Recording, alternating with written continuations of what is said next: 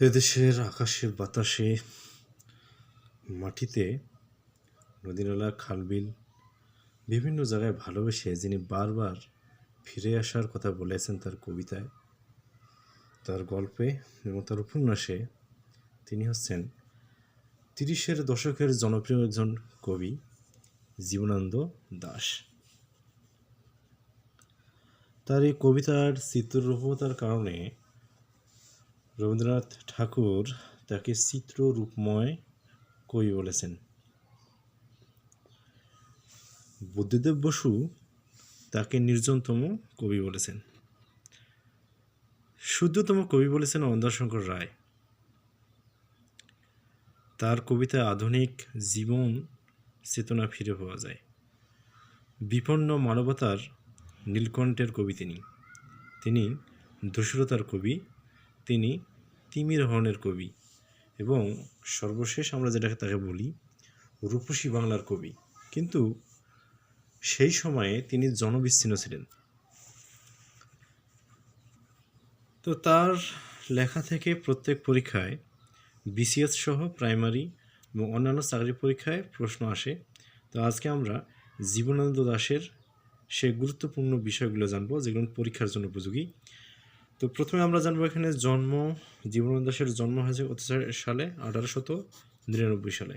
তার জন্ম হয় 1899 সালে। অপরদিকে আমাদের জাতীয় কবি কাজী নজরুল ইসলাম, তার জন্ম 1899।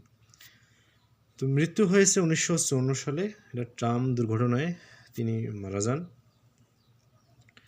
তো এখানে আমরা দেখব তার গুরুত্বপূর্ণ প্রথমে কাব্যগ্রন্থ। তার কাব্যগ্রন্থের মধ্যে আছে এক ঝরাপলক 1927।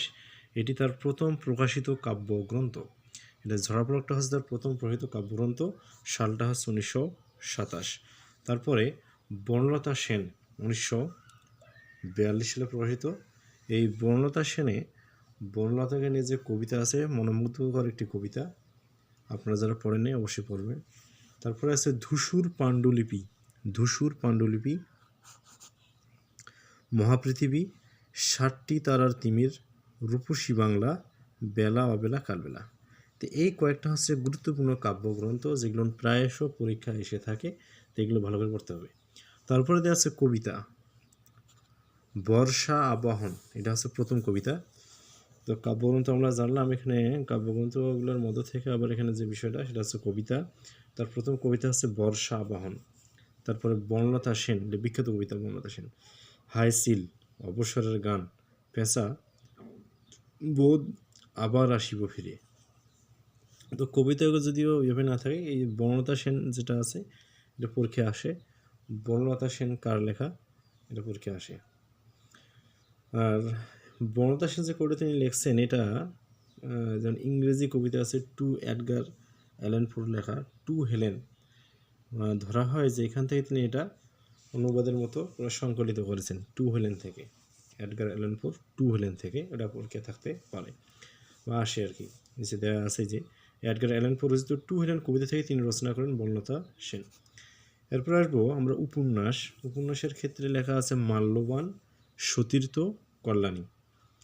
আর প্রবন্ধ গ্রন্থের মধ্যে এখানে যেটা দেখা আছে কবিতার কথা কেন লিখি, এইটা বেশিরভাগ পরীক্ষা আসে কবিতার কথা। তো প্রবন্ধ গ্রন্থ লেখা আছে কি কবিতার কথা। আর গল্প সংকলন লেখা আছে জীবনানন্দ দাশের গল্প। তো এখানে একটা দুইটা টপিক এখন বাকি। জীবনানন্দ দাশের কাব্যে ব্যবহৃত শঙ্খমালা হলো রূপকথার চরিত্র।